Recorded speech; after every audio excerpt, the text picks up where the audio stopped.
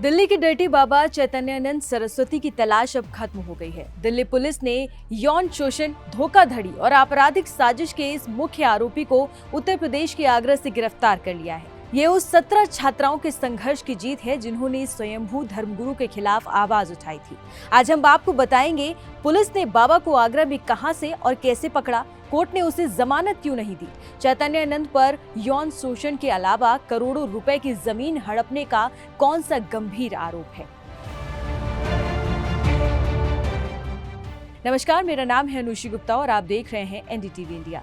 पिछले कुछ दिनों से दिल्ली पुलिस की टीमें चैतन्यानंद की तलाश में दिल्ली, हरियाणा और यूपी के शहरों में छापेमारी कर रही थी।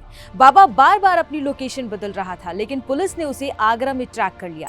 दिल्ली पुलिस ने चैतन्यानंद सरस्वती को आगरा के ताजगंज इलाके के एक होटल से बीती रात करीब 3:30 पर गिरफ्तार किया। बाबा लंबे समय से फरार चल रहा था और अपनी आखिरी लोकेशन भी आगरा में ही दे रहा था। शुक्रवार को ही दिल्ली की एक कोर्ट ने उसकी अग्रिम जमानत याचिका को खारिज कर दिया था, जिससे उस पर गिरफ्तारी का खतरा बढ़ गया था। गिरफ्तारी से पहले ही पुलिस ने उसे देश छोड़कर भागने से रोकने के लिए लुकआउट सर्कुलर भी जारी किया था।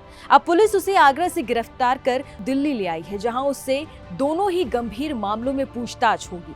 ये मामला केवल धोखाधड़ी का नहीं है, बल्कि सबसे घिनौना आरोप संस्थान में पढ़ने वाली 17 छात्राओं के यौन शोषण का है।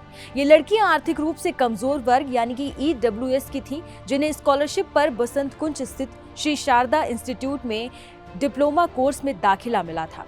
पीड़िताओं का आरोप है कि स्वामी चैतन्यानंद उन्हें अपने आश्रम में बुलाकर छेड़छाड़ की और विरोध करने पर उन्हें धमकियां भी देता था। ये आरोप पिछले हफ्ते ही सामने आए थे, जिसके बाद दिल्ली पुलिस ने चैतन्यानंद के खिलाफ यौन शोषण समेत विभिन्न धाराओं में FIR दर्ज की थी। ये एक दर्दनाक उदाहरण है कि कैसे विश्वास की आड़ में कमजोर वर्ग की बच्चियों का शोषण किया जाता है। यौन शोषण के साथ ही चैतन्यानंद पर करोड़ों की धोखाधड़ी का भी संगीन आरोप लगा हुआ है।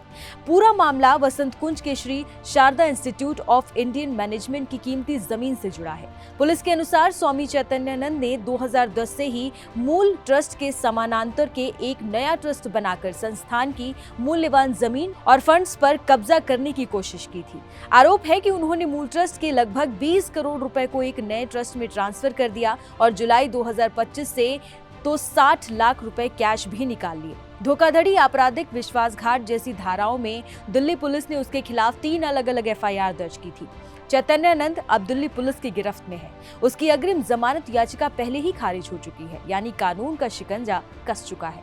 इस डर्टी बाबा ने जिस तरह से धर्म और शिक्षा की आड़ में छात्राओं का शोषण किया और करोड़ों की संपत्ति हड़पने की कोशिश की, उसे देखते हुए उम्मीद है कि कोर्ट उसे कड़ी से कड़ी सजा देगी।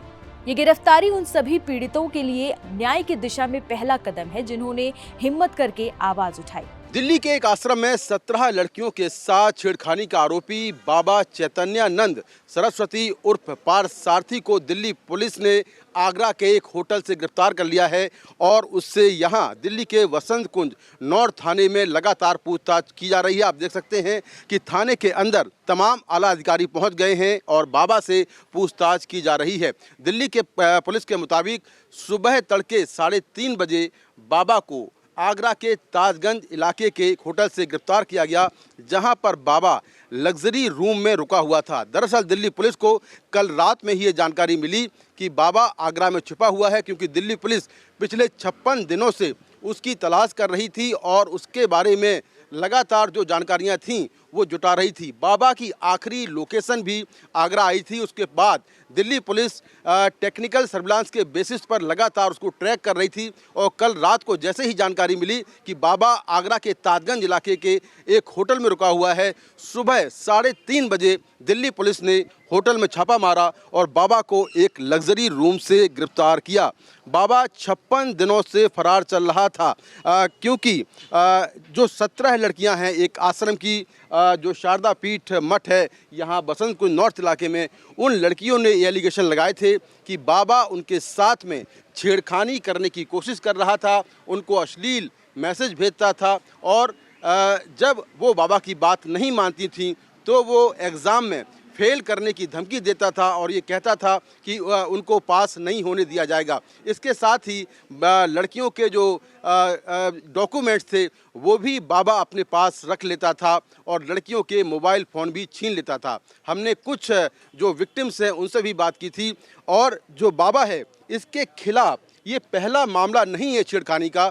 बाबा एक तरह से सीरियल ऑफेंडर है, उसके खिलाफ लगातार छेड़खानी के मामले दर्ज होते रहे हैं। पहला मामला 2009 में दर्ज हुआ जो दिल्ली के डिफेंस कॉलोनी थाने में दर्ज हुआ, जिसमें एक लड़की ने उसके आरोप लगाया था कि उसके साथ बाबा ने छेड़खानी की। दूसरा मामला 2016 में दर्ज हुआ, तब इसी मठ की शारदा मठ की एक लड़की ने बाबा पर छेड़खानी के आरोप लगाए थे। उसके बाद 23 जुलाई 2025 को मठ की ओर से बाबा के ऊपर करोड़ों की धोखाधड़ी के आरोप लगाए गए, जिसमें यह कहा गया कि बाबा ने मठ पर कब्जा कर लिया है और मठ की कई संपत्तियां किराए पर लगा दी हैं और उससे लाखों रुपए किराया वसूल रहा है और करोड़ों की ठगी की है। उसी मामले में कल ही पटियाला हाउस कोर्ट ने बाबा की एंटीसिपेटरी बेल कैंसिल कर दी थी। इसके बाद 4 अगस्त को 17 लड़कियों ने बाबा के खिलाफ छेड़खानी की शिकायत दी, जिसको लेकर 25 अगस्त 2025 को केस दर्ज किया गया। इसके साथ ही 5वां जो मामला है वो ये है कि बाबा जिस वॉल्वो गाड़ी का इस्तेमाल कर रहा था, उस वॉल्वो गाड़ी में उसने एम्बेसी का यूएन का फर्जी नंबर लगाया हुआ था और बाबा की गाड़ी से उस नंबर प्लेट के अलावा 8 और नंबर प्लेट बरामद हुई हैं। तो कुल 5 मामले बाबा पर पहले से दर्ज हैं। बाबा सीरियल ऑफेंडर रहा है। ये भी जानकारी मिली है कि बाबा के पास 2 पासपोर्ट हैं और उन पासपोर्ट को बनवाने में भी उसने फर्जी दस्तावेजों का इस्तेमाल किया है। इसको लेकर भी जांच चल रही है। तो दिल्ली पुलिस ने 17 लड़कियों के बयान कोर्ट में दर्ज करा दिए हैं। दिल्ली पुलिस ने बाबा की एक BMW गाड़ी भी बरामद की है। इस गाड़ी का इस्तेमाल उसने ऋषिकेश जाने के लिए किया था और आरोप ये है कि गाड़ी में भी लड़कियों के साथ में छेड़खानी की थी। तो इस मामले में पिछले 56 दिनों से लगातार दिल्ली पुलिस बाबा की तलाश कर रही थी और फाइनली उसकी लोकेशन ट्रैक करके उसको आगरा के एक होटल से गिरफ्तार किया गया, जहाँ पर वो एक लग्जरी रूम में रुका हुआ था। नई दिल्ली से कैमरा पर्सन ऋत्विक के साथ मैं मुकेश सिंह सेंगर, NDTV इंडिया।